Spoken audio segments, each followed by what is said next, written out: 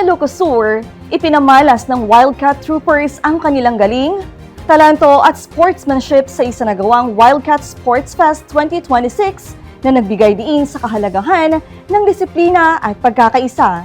Narito ang ulat ni MJ Lopez.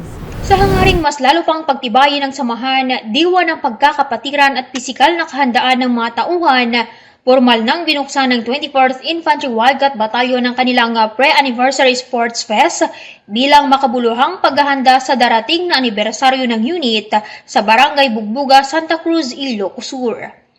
Formal na binuksan ni Lieutenant Colonel Jesse Barauga, Commanding Officer ng 24th IB, ang nasabing aktibidad sa pamamagitan ng seremonya kung saan aktibong dinaluhan ito ng lahat ng opisyal at tauhan ng 24th IB.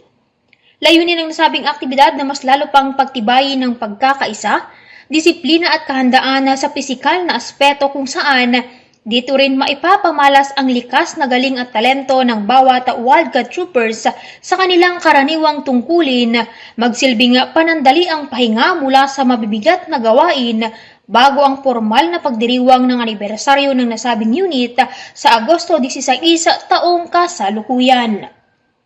Tampok sa naturang paligsahan ng basketball, volleyball, fun shoot, fun run, fun bike, kabilang na rin ang company challenge na binubuo ng squad run, track pushing at tire lifting kung saan aktibong kalok dito ang lahat ng Wildcat Troopers. Ayon kay Lieutenant Colonel Baroga, ang nasabing aktibidad ay higit pa sa simpleng paligsahan.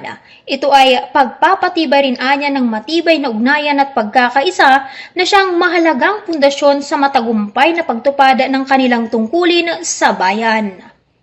Sa pamamagitan ng ganitong aktibidad, mas lalo pang pinagtitibay ng 24th Infantry Battalion ang kanilang kahandaan sa pagkakaisa, handang harapin ang anumang hamon habang patuloy na tinutupad ang kanilang tungkulin sa sambayanan.